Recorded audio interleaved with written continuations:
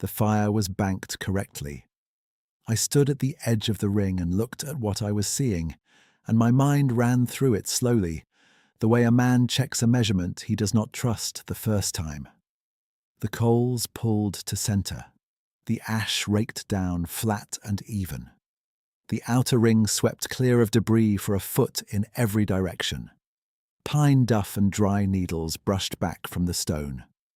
It was not the casual banking of a man who wants his fire to last through the night.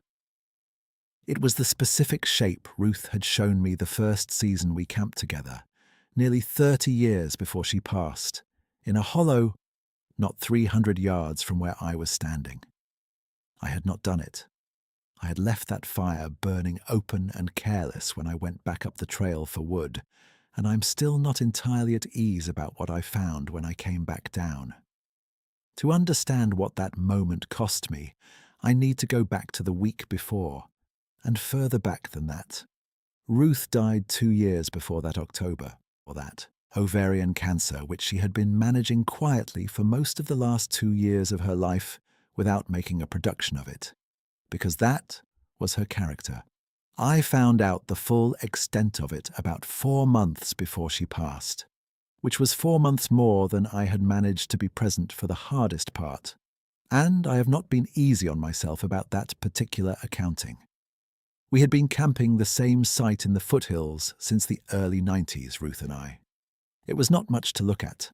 A fire ring we had built ourselves from creek stone, a flat piece of ground above the drainage where the water ran clean, a view east through a gap in the fir that opened up to the ridgeline. We had no name for it. We just called it the spot, and we went every fall, one long weekend in October when the huckleberry had turned and the elk were moving, and the air smelled like cold and pine resin.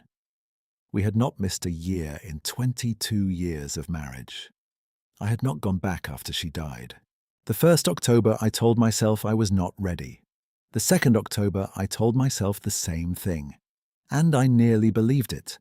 And then I got up on a Thursday in mid-October, with the pickup half-packed from the summer's worth of camping gear that I had not unloaded, and I drove to the trailhead before I had decided to. That is the truest description of how it happened. I did not choose to go. I just stopped not going.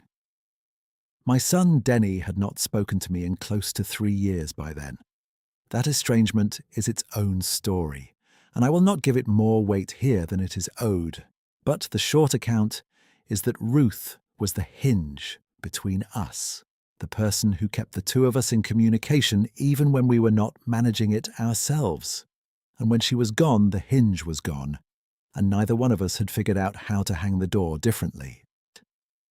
He lived 2 states east, outside Boise, working some kind of equipment leasing operation that I knew very little about because I had not asked in 3 years. I thought about him most evenings and called him almost never, and that gap between what I thought and what I did was one of the things wearing at me through those 2 years. Pepper was 12 that fall. She was a blue heeler and Queensland mix, bought as a working dog and kept as something more central than that once Ruth took to her, and she was getting old in the way old dogs get, a little slower off the truck, a little more deliberate on rough ground. Her muzzle had gone the colour of ash, and there were mornings she took the porch steps one at a time, testing each one before committing. She still wanted to work. She still wanted to be wherever I was going. She loaded into the truck cab on that Thursday morning without being asked, settled herself on the passenger seat with her chin on her paws, and did not look at me the way dogs sometimes look when they are unsure about a trip. She looked like she had been waiting. The drive to the trailhead was an hour and 40 minutes, and I did not turn on the radio. I had stopped listening to the radio sometime in the 2 years after Ruth died, because the silence felt more honest than the noise, and I'd gotten used to driving through my own thoughts rather than away from them. I thought about the camp and what it would look like in October without her there, and I thought about whether I had brought enough coffee, and I thought about Denny in a general way, without any specific intention attached to the thinking, the way you think about a knot you have not yet decided to try to work loose. The trailhead was empty when I arrived, which I had expected. Late October on a weekday keeps most people home. There was a National Forest sign at the register box that said something about fire conditions, which I did not read because I had been reading fire conditions on federal land for 30 years, and could read them myself from the air and the ground and the way the duff sounded underfoot. I signed the register, noted 2 people ahead of me in the log from 2 weeks prior, and started up the trail with Pepper ranging ahead and then back, as she had always done. My career had been in wildland firefighting, 28 years with the Forest Service and the state, 9 of those as crew boss and then as division supervisor on the big fires. What that career gives you is a specific relationship to fire, not fear, not romance, but literacy. I could read a fire the way a doctor reads a chest film, the color of the smoke, the angle of the run, the way the crown either committed or pulled back. I had stood on a ridge above a 30,000-acre run in central Oregon in 1998 and watched the column lay over to the east at 4 in the afternoon, and known by the color of the smoke, dirty cream going to grey, and then to a brown, the color of wet leaf, that we had until about 6:15 before the slope above us did what slopes do when the relative humidity drops below 12% and the fuels go critical. I had told my division that, and we had pulled the SAW teams off the line at 5:40, and at 6:20 the slope above us threw its crown and ran the ridge and went 2 more drainages east before it laid down at midnight. There were 3 of us standing at the safety zone watching it run, my crew boss Earl and a young squad leader from out of Boise, whose name I have forgotten. And Earl said, "You called that close." And I said, "I called it about 10 minutes earlier than I needed to." He said, "You called it the right 10 minutes. That is the kind of conversation the work produces. Plain sentences about narrow margins." The fire I was responsible for that afternoon did not catch anybody, and that was the whole accounting that mattered. There was another one in the early 2000s, a smaller fire on a north slope outside the John Day country, where I read the wind shift by the cottonwood leaves turning their pale undersides up along the drainage at the bottom of the canyon. 10 minutes before our weather updates would have caught it on the radio, and we put a saw line in across the bench above us in those 10 minutes, and it held. The young hotshots on that detail asked me afterward how I had known to call the line where I called it, and I told them what an old assistant superintendent had told me my first season. The wind tells you what it is going to do twice, once with the trees and once with the weather radio. And the trees say it first if you are listening. They wrote that down. I do not know if any of them remembered it 10 years on. I have remembered it for 40. I could also read a fire ring. I had spent 28 years making and unmaking fire rings in every condition the Western Mountains produced, and I knew every way a fire could be left, from the careless to the criminal to the technically correct. I had broken up rings I did not build to investigate them, looking for the heat signature, the depth of the ash, the moisture in the soil under the stone, the way the duff at the perimeter had been darkened or not. There is a forensic literacy to it that you acquire without realizing you are acquiring it.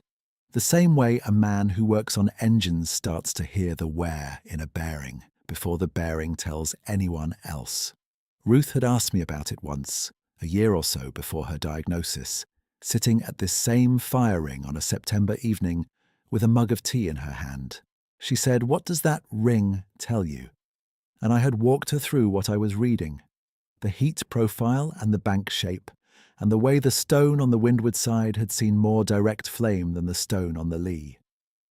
And she had listened the way she always listened, not the polite listening of a person waiting to talk, but the absorbed listening of a person who wanted the actual information. When I finished, she said, "You read a ring the way some men read a face." I said I had not thought about it that way. She said, "My father read a face that way, and you would have liked him." I had never met her father. He had died the year before we married, and I had wished, more than once, that the timing had gone differently. I thought about that conversation while I worked the trail up to camp. And I thought about it again when I was clearing the ring that first afternoon, and I thought about it a third time when I came back down the trail with the pack frame and saw what was waiting at the ring. Because the banking I was looking at had the quality of a face I knew. That is the only way I can describe it without overreaching. A face I knew, set in the coals of a fire I had not banked. The shape of the ash bed in particular. The way the rake marks ran from the perimeter inward and stopped clean at the heel of the central oval. The way the outer stones had been brushed of wind-borne pine needles in a quarter-inch margin all the way around. Ruth had a particular angle she held the rake at, lower than most people, almost flat to the ground, because she said a steeper rake disturbed the coals rather than smoothed them. I had teased her about it once, and she had not been amused, and I had not teased her about it again, and I had eventually started raking at the same angle myself without making any particular announcement about it. The ash bed in front of me was raked flat at her angle. I noted that and did not say it aloud, because Pepper was not the right audience for it, and I was not yet in a place where saying it aloud would not crack me open along a seam I needed to keep closed for another hour or two. Ruth had learned fire from me, or she had let me believe that. Looking back, I think she understood fire intuitively before I ever explained anything, but she had asked the right questions and let me feel useful, which was one of her gifts. Her specific method of banking a fire had become the method I considered correct, because she did it cleanly. Coals to center, ash raked down, perimeter swept, wood pulled back. It left the fire safe to sleep on and easy to restart in the morning. And it was what I taught new crew members in the first week, and it was what I had let slide that afternoon when I was careless. We reached the camp around noon. The fir was holding some of its needles against the October wind, and the alders along the drainage had gone gold and then begun to let go, and the ground was a wet mat of leaf and needle that gave quietly under the boot. The ring was there, the creek stone we had hauled up from the drainage over several trips in the 90s, a ring roughly 4 feet across, set on the flat ground between two old Douglas fir with roots that reached down into the slope. The stones had grown a little moss on the north faces. The ring was cold and empty, which it had been for 2 years. I cleared the ring the way you would, scooped the leaf litter out, checked the stone for heave from frost, scraped back the pine duff for another foot around the perimeter. Pepper watched me from a few yards back, her chin low, following what I was doing. I found some starter wood from a downed alder not far from camp, split it with the small hatchet I carry, and laid the fire the way it should be laid. Tinder first, then finger-size sticks, then wrist-size splits in a loose pile. I got it going with one match, because the air was dry and the wood was seasoned, and I stood and looked at the fire for a moment before I went to set up the rest of the camp.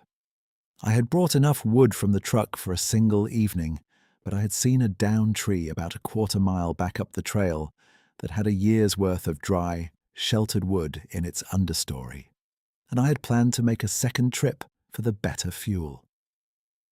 Late afternoon, I left camp with the pack frame and the handsaw, and the fire was burning well, and I did not bank it before I left. I knew better. Ruth's voice was in my head about it, the specific way she had told me not to leave a fire unattended, not even for a short time, not even in wet conditions, because it was the short time and the wet conditions that made people careless. I heard her voice, and I left the fire anyway and walked up the trail. And that is the carelessness I mentioned earlier, and I do not have a better accounting of it than that I was tired and thinking about other things. The down tree was where I had seen it. I bucked and split for probably 40 minutes, loaded what would fit on the frame without overbalancing it on the downhill trail, and started back.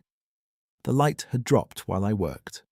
October in the Cascades foothills does not give you a long afternoon, and by the time I came around the last bend in the trail, the fire ring was visible through the timber, and the light was the colour of cold copper, last sun on the eastern fir. The fire was banked. I set the pack frame down at the edge of the camp and looked at the ring for a good 30 seconds before I moved closer. The coals were pulled to centre in a clean oval. The ash was raked down flat and even, not the rough banking of someone who does it quickly, but the careful, layered work of someone who does it correctly. The outer ring was swept. The piece of bark I had left leaning against the near stone, meaning to add it to the fire before I left, had been moved to the woodpile rather than left against the hot stone where it would have smouldered.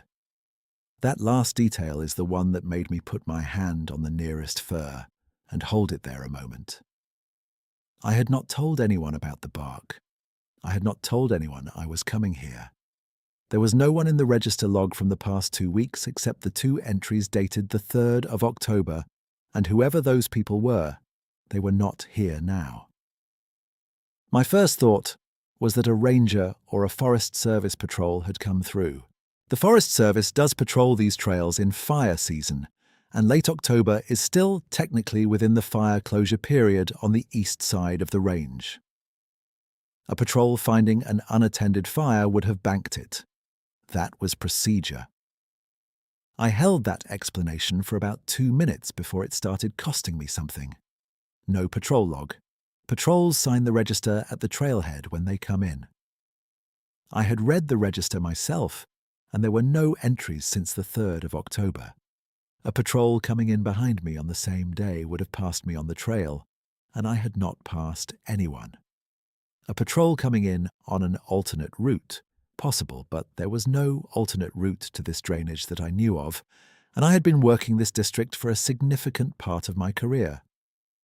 I released that explanation and let it go. The second explanation was more embarrassing, and I give it to you honestly. I thought for a moment that I had banked it myself before I left, without fully registering that I had done it. I had been tired. I had been distracted. It is possible, I told myself, to do a habitual thing without laying down the memory of it. Surgeons have told me they sometimes complete routine sutures without being able to recall the specific stitches. The body does what it knows. I sat with that explanation while I put the new wood on the stack, and it fell apart in my hands before I was done stacking. The bark. I had not moved the bark. I remembered the bark against the stone clearly because I had noticed it, and made a mental note to add it to the fire when I got back, and a habitual action would not have moved an object I had consciously registered. The conscious registration was the thing that made automatic action impossible. I had seen the bark. I would have had to decide to move it. I did not move it. I did not have a third explanation ready, so I built up the fire from the new wood and put the kettle on for coffee, and sat back on the log I used as a seat and looked at the tree line while the light continued to fail. Pepper came and sat beside me with her shoulder against my leg, the way she does when we have been apart for a time and she wants the contact. She was facing the tree line, not alert in the way a healer faces something it wants to control or something it reads as a threat, but easy, chin up, ears at rest, watching the dark where the timber started. It was the way she used to watch the deer that grazed the upper pasture back home, a calm, interested observation, nothing sharpened by alarm. I noticed that. A healer who reads something at the tree line as a problem does not look like that. I drank my coffee and ate what I had brought for dinner, and let the evening come in around me the way evenings come in up there, not all at once but in stages, the light failing first in the hollows, and then on the slope, and then in the canopy above. An owl worked the drainage at some point, and I heard the alder leaves coming down in the light wind off the ridge, a sound like cards shuffled slowly, one at a time. The third explanation arrived around the time I poured the second cup. Maybe I had not been as careless as I thought. Maybe the fire had simply been burning low and compact when I left, and what I was reading as careful banking was just the natural settling of a small fire with good fuel into its coals. And the bark had been leaning at a steeper angle than I remembered, and had fallen or shifted on its own to where it was now. I reminded myself, a man who had not slept well in 2 years, and who had driven nearly 2 hours and hiked 2 miles, and worked a handsaw for 40 minutes, and tired men misread the physical world. I held that explanation for a while. It was the most comfortable of the three, and I wanted it to be true. Then I found the wood. It was not in the stack I had built from my own splits. It was beside the ring on the downslope side, 4 pieces of dry split fir set parallel and neat, the cut ends even, the pieces placed with the care of someone who did not want them to roll. They were not green. They were not from the down alder I had been working. They were dry in the way of wood that has been under cover for a full season. The split faced the pale cream colour of sheltered fir, not the grey of wood left to weather, not the soft face of alder or the red of cedar. Someone had cut and placed 4 splits of dry fir beside my fire ring while I was a 1/4 mile up the trail, without a sound I heard, and without leaving the kind of sign I would expect from a person doing that work. No saw chips, no fresh cut stump visible at the edge of camp. No boot prints in the soft needle duff around the ring. Nothing that read as a person's tread. I got up and walked the perimeter of the camp slowly, the way I had walked burn perimeters in my career, looking for the sign that tells you what was there. Pepper walked with me, easy, unhurried, sniffing at the ground at the edge of the timber on the downslope side, and then looking up into the trees with that same calm attentiveness she had been showing all evening. There was a depression in the soft ground at the tree line's edge, not a boot print, something larger and more oval, pressing the duff down and the needle mat into the soil in a shape that a very large man's foot might make, if that man's weight were considerably more than any very large man's weight. I did not have a tape measure, and I did not trust my eyeballing of it in the failing light. I put my own boot beside it, a size 11, and what I was looking at was half again as long and wider across in both the ball and the heel. The toes were not distinct. The duff was soft enough that toes would have printed if the weight were distributed the way a person's weight distributes. I stood there with my headlamp on that impression in the ground and let myself think the thing I had been not thinking all evening. I want to be plain about who I am and what I believe. I spent 28 years working in the woods of the Western Mountains, including a number of years in regions where people have been reporting unusual things for as long as there have been people to report them. I have a strong professional habit of explaining what I see through the available physical evidence before I consider any other category. I had tried 3 explanations for what I found at the fire ring, and each one had broken down against a specific detail that would not accommodate it. I am 63 years old. I am not a man who reaches for the extraordinary when the ordinary is still available. The ordinary was no longer available to me. I sat back down by the fire. Pepper settled against my leg again, warm and solid and entirely calm. The fire burned low and steady on the good dry fir, the splits I had brought, and the 4 I had not.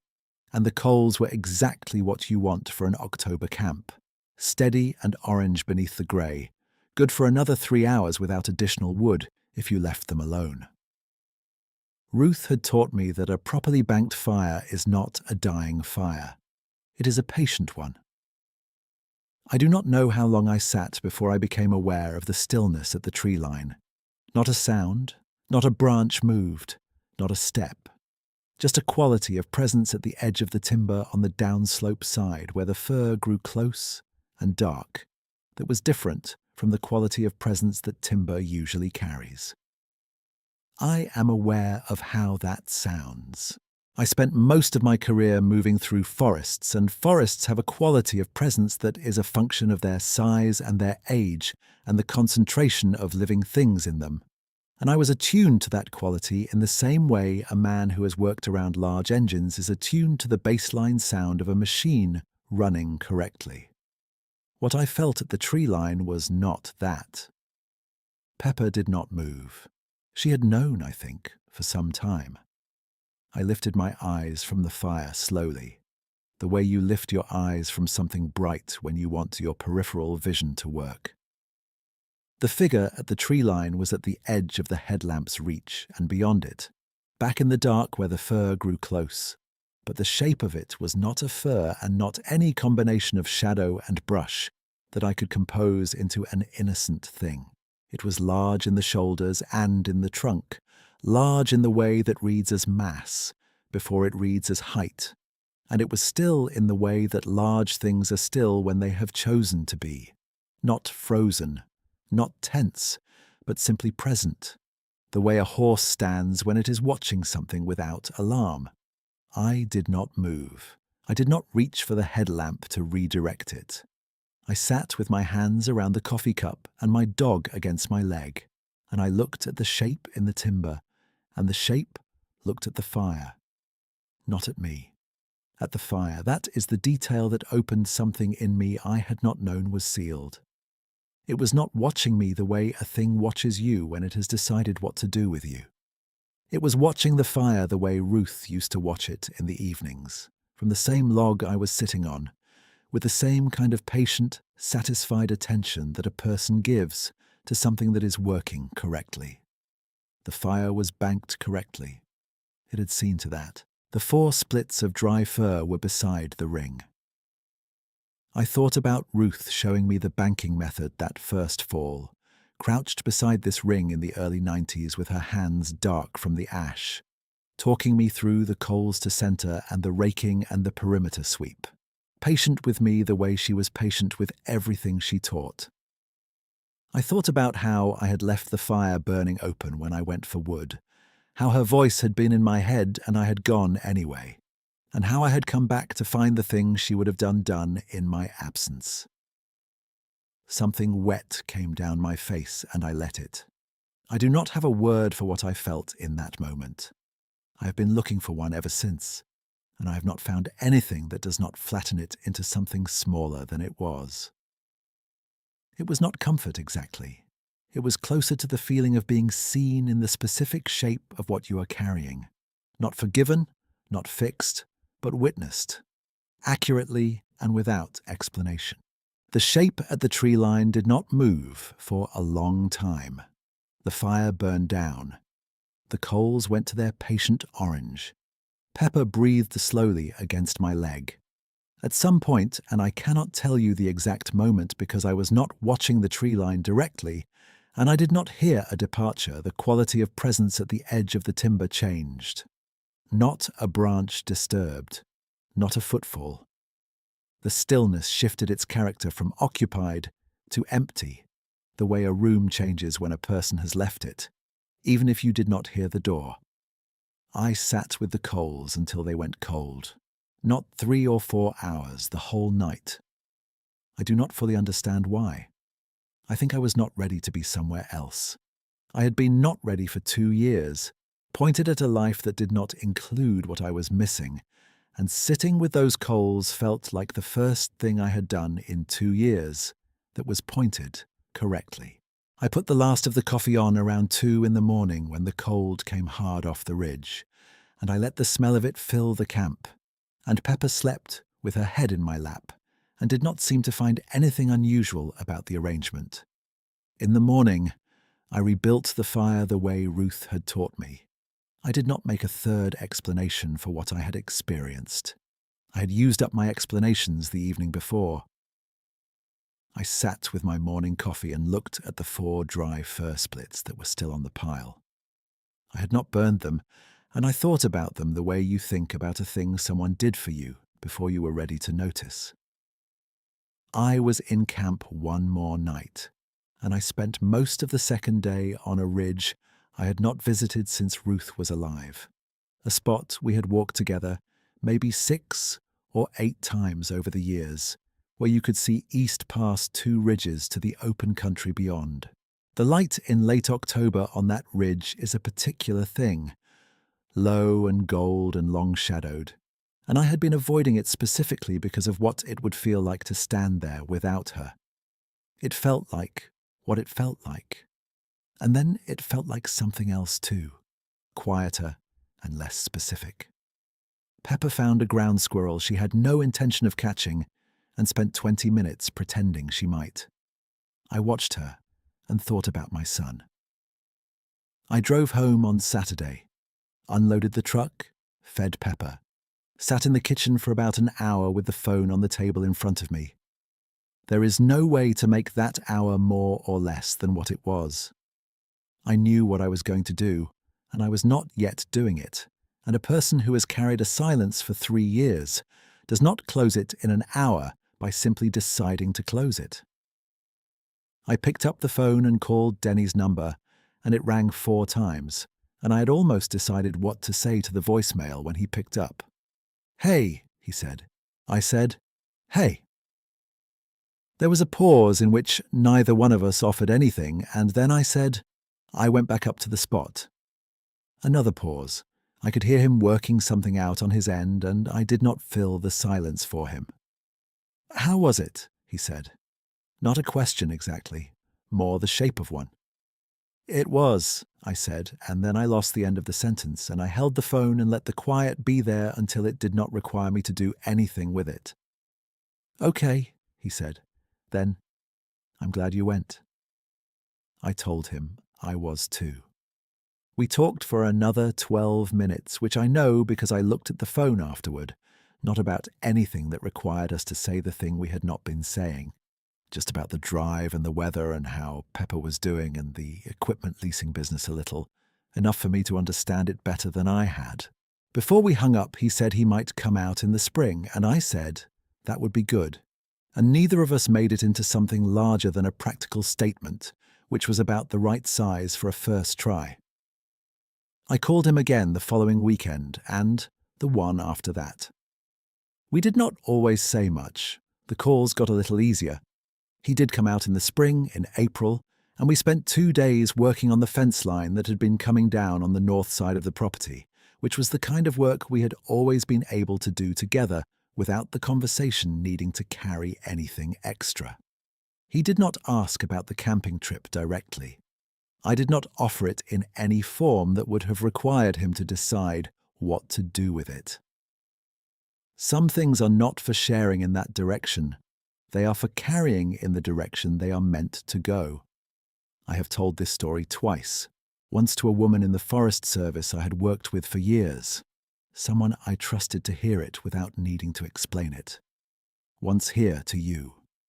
If you have heard something like this before, if you have had a moment out in the woods that sits in you differently than the ordinary moments sit, I would like to hear about it in the comments, because I think there are more of us carrying these things quietly than the ordinary accounting of the world would suggest. The following October, I drove back to the trailhead. Denny had wanted to come, and then a work conflict had shifted the timing, and I had told him there would be other years, and I believed it. I went alone except for Pepper, who was slower coming off the truck but still wanted to lead on the trail, still ranged ahead and then back, still knew the spot when we came into the flat ground above the drainage. I cleared the ring and reset the stones that had shifted with the frost.